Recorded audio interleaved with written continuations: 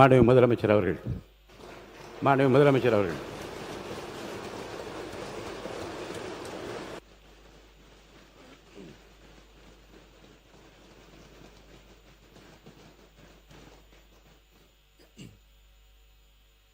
மாண்புமிகு பேரவைத் தலைவர் அவர்களே,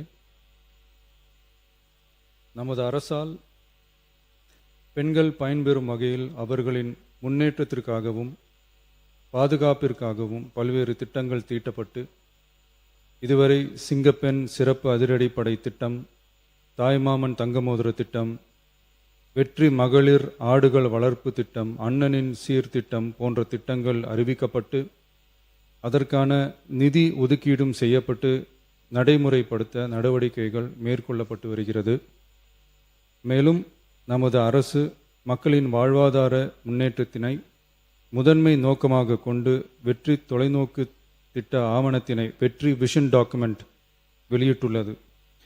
அந்த திட்ட ஆவணத்தின் அடிப்படையில் இலக்கு நிர்ணயம் செய்து பல்வேறு திட்டங்கள் அடுத்து வருகின்ற 1ஆம், 3ஆம் மற்றும் 5ஆம் ஆண்டிற்குள் நிறைவேற்றத்தக்க திட்டங்களாக வகைப்படுத்தப்பட்டுள்ளது. சிறப்பினமாக பெண்கள் பயன்பெறும் வகையில் பல்வேறு திட்டங்களுக்கு செயல் வடிவம் கொடுத்து இவ்வரசு நிறைவேற்றும். கடந்த 4 மாதங்களாக வளைகுடா பகுதியில் நிலவி வரும் போர் சூழல் காரணமாக எரிவாயு சிலிண்டர் கிடைப்பதில் தட்டுப்பாடு நிலவி வருகின்றது.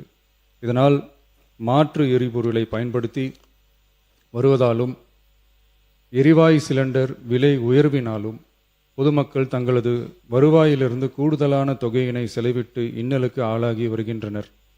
இதனை கருத்தில் கொண்டு நிதி நெருக்கடியான சூழலிலும் பொதுமக்களின் நிதி சுமையினை குறைக்கும் வகையிலும் பொதுமக்களின் நலனை பாதுகாக்கவும் மக்களுக்கு அளித்த வாக்குறுதியை நிறைவேற்றும் நோக்கிலும் எரிவாயு சிலிண்டருக்காக செலவழிக்கப்பட்டு வரும் தொகையினை அவர்களுக்கு வழங்க அரசு முடிவு செய்துள்ளது.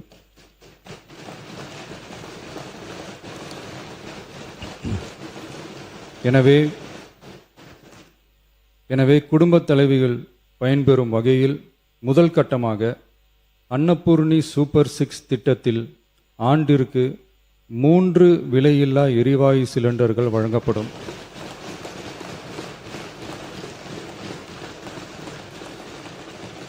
எரிவாயு சிலிண்டருக்கான விலை பயனாளிகளின் வங்கி கணக்கில் நேரடியாக வரவு வைக்கப்படும்.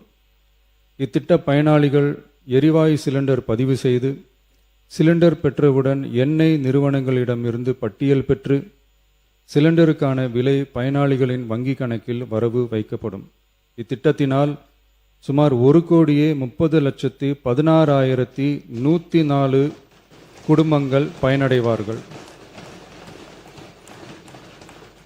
அதாவது ஆண்டு வருமானம் ரூபாய் 2.5 லட்சத்திற்கு மிகாமல் உள்ள பொருளாதாரத்தில் பின்தங்கியுள்ள குடும்பத்தினர், சிறு குறு விவசாய குடும்பத்தினர், மாற்றுத்திறனாளி குடும்பத்தினர் போன்ற சமூகத்தில் உள்ள நலிந்த குடும்பத்தினர் பயனடைவார்கள். இத்திட்டத்தினை செயல்படுத்துவதற்கான ஆயத்த பணிகள் துவங்கப்பட்டுள்ளது. இத்திட்டம் வரும் பொங்கல் பண்டிகை ஜனவரி மாதம் முதல் செயலாக்கத்திற்கு கொண்டு வரப்படும்.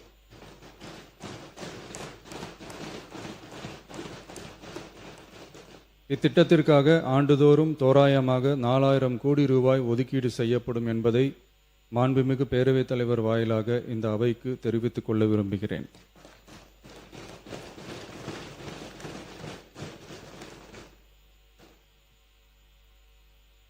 மாண்புமிகு பேரவைத் தலைவர் அவர்களே, சென்னையில் உள்ள மீனம்பாக்கம் விமான நிலையம் இந்திய விமான நிலையங்கள் ஆணையத்தால் AAI இயக்கப்படுகிறது. தற்போது இந்த விமான நிலையம் ஆண்டுக்கு 30 மில்லியன் பயணிகளை கையாளும் திறன் கொண்டதாக உள்ளது. வளர்ந்து வரும் சென்னை மாநகரத்தின் தேவைகளை கருத்தில் கொண்டும் பயணிகளின் வசதிகளை கருத்தில் கொண்டும் தொழில் வளர்ச்சியினை கருத்தில் கொண்டும் சரக்கு போக்குவரத்தை அதிகரிக்கும் வகையிலும் புதிய விமான நிலையம் அமைப்பதற்கான தேவை ஏற்பட்டு உள்ளது. புதிய விமான நிலையம் அமைப்பதற்கு தேர்வு செய்யப்படும் இடம் பெரிய அளவில் விவசாயிகளை பாதிக்காத வகையிலும் அதிக அளவில் குடியிருப்புகளை அகற்றாத வகையிலும் அமைய வேண்டும். ஆனால் முந்தைய அரசு விவசாயிகளை பெரிய அளவில் பாதிக்கும் வகையிலும் குடியிருப்புகளை அதிக அளவில் அகற்றும் வகையிலும் விமான நிலையத்தை அமைப்பதற்கான முயற்சிகளை மேற்கொண்டது.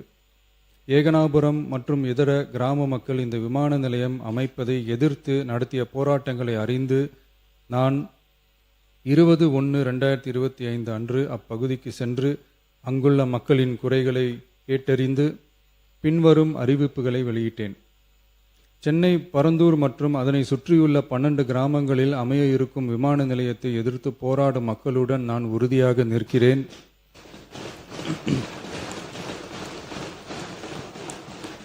நீண்ட நாட்களுக்கு மேலாக இந்த திட்டத்திற்கு எதிராக போராடி வரும் விவசாயிகளுக்கு எனது ஆதரவை தெரிவித்துக் கொள்கிறேன்.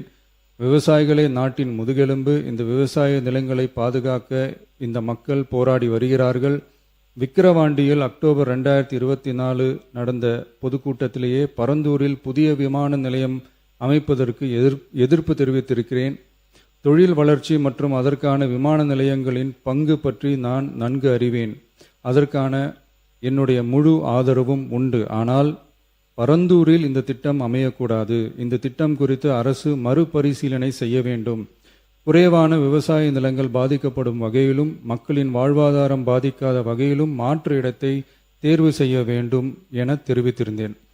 மக்கள் மத்தியிலே நான் அன்றே அறிவித்ததை நிறைவேற்றும் பொருட்டு புதிய விமான நிலையம் அமைப்பது குறித்து உயர் அதிகாரிகளிடமும் துறை வல்லுநர்களிடமும் விரிவாக ஆலோசனை நடத்தினேன். ஏற்கனவே நான் உறுதி அளித்தவாறு பரந்தூரில் புதிய விமான நிலையம் அமைக்க மேற்கொண்ட நடவடிக்கைகள் இந்த அரசால் கைவிடப்படும்.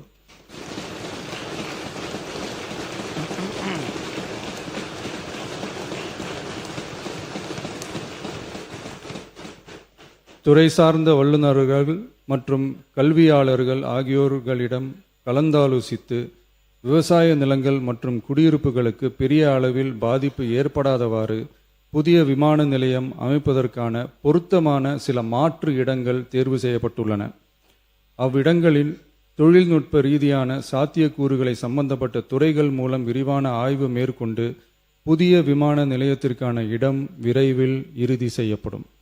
இதற்கிடையில் சென்னை மீனம்பாக்கம் விமான நிலையத்தை மேலும் விரிவாக்கம் செய்து அதன் வடமேற்கு பகுதியில் ஆண்டுக்கு கூடுதலாக 20 மில்லியன் பயணிகளை கையாளக்கூடிய டெர்மினல் 5 என்ற புதிய பயணிகள் முனையம் அமைக்க ஏர்போர்ட்ஸ் அத்தாரிட்டி ஆஃப் இந்தியாவுடன் இணைந்து அணுகுசாலை மற்றும் மேம்பாலம் அமைப்பதற்கான நடவடிக்கைகள் மேற்கொள்ளப்படும். சென்னை மீனம்பாக்கம் விமான நிலையத்தில் தற்போது நடைபெற்று வரும் டெர்மினல் 3 பயணிகள் முனையம் கட்டுமான பணிகள் முடிவுற்ற பின் ஆண்டுக்கு 35 மில்லியன் பயணிகளை கையாளக்கூடியதாக இருக்கும். மேலும் புதிய டெர்மினல் 5 பயணிகள் முனையம் செயலாக்கத்திற்கு பிறகு ஆண்டுக்கு மொத்தம் 55 மில்லியன் பயணிகளை கையாளக்கூடியதாக இவ்விமான நிலையம் இருக்கும். இதன் மூலம் சென்னை விமான நிலையத்தின் சேவைகள் மேம்படுத்தப்படுவதோடு பயணிகளின் போக்குவரத்து தேவை புதிய விமான நிலையம் அமைக்கப்படும் வரை பூர்த்தி செய்யப்படும்.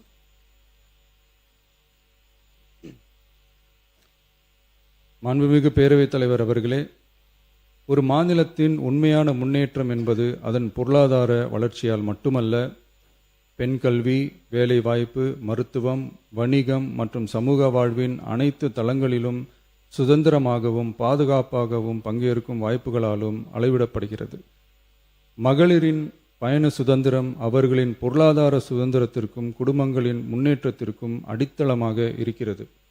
தற்போது செயல்படுத்தப்பட்டு வரும் மகளிர் கட்டணமில்லா பயண திட்டத்தில் மாநகரம் நகர்ப்புறங்களில் சாதாரண மற்றும் மலைப்பகுதி பேருந்துகளில் 40 கிலோமீட்டர் வரை மட்டுமே பயணம் செய்ய அனுமதிக்கப்பட்டு வருகிறது.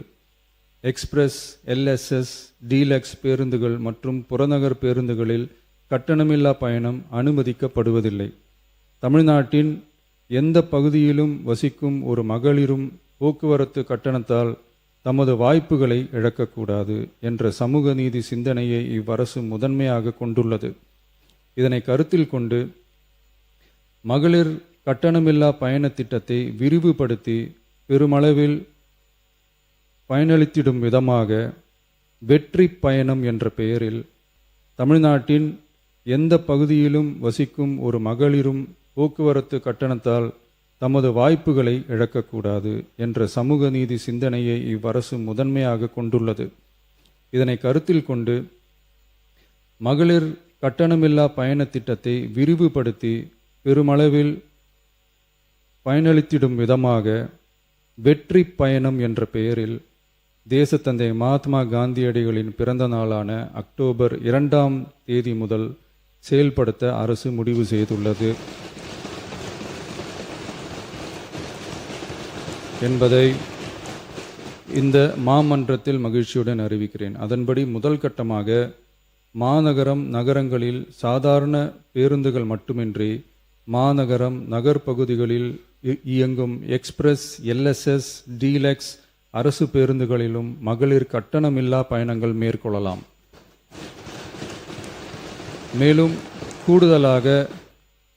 மேலும் கூடுதலாக மாவட்டங்களுக்கிடையே பயணம் மேற்கொள்ள ஏதுவாக புறநகர் மற்றும் மலைப்பகுதிகளில் சாதாரண கட்டண பேருந்துகளிலும் மகளிர் கட்டணமில்லா பயணங்கள் மேற்கொள்ளலாம்.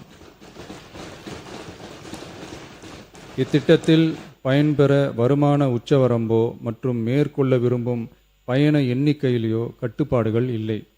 வெற்றி பயண திட்டம் இதர சேவைகளிலும் படிப்படியாக விரிவுபடுத்தப்படும். இதன் மூலம் மாநிலம் முழுவதும் மகளிருக்கான எளிதில் அணுகக்கூடிய பொது போக்குவரத்து வசதி பெருமளவில் கிடைக்கும். இதன் மூலம் மாணவிகள் தொலைதூரத்தில் உள்ள கல்லூரிகளுக்கு செல்லவும், பணியிடங்களுக்கு செல்லவும், மருத்துவம் மற்றும் அத்தியாவசிய சேவைகளுக்கும் கட்டணமின்றி பேருந்துகளில் பயணிக்க இயலும்.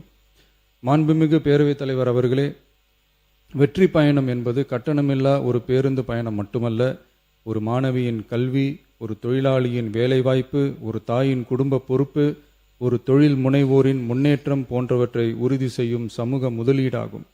தமிழ்நாட்டின் எந்த பகுதியில் வாழ்ந்தாலும் மகளிரின் இயக்க சுதந்திரத்திற்கும் பொருளாதார முன்னேற்றத்திற்கும் அரசு உறுதுணையாக இருக்கும். இத்திட்டத்தின் கீழ் திருநரும் டிரான்ஸ்ஜெண்டர் கட்டணமில்லா பயணங்கள் மேற்கொள்ளலாம். வெற்றி பயணம்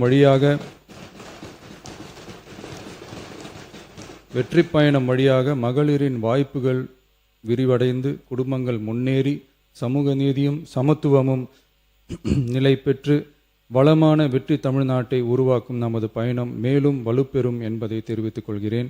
இத்திட்டத்தை செயல்படுத்துவதன் மூலம் ஆண்டுதோறும் தோராயமாக 6000 கோடி ரூபாய் செலவினம் ஏற்படும். நன்றி, வணக்கம்.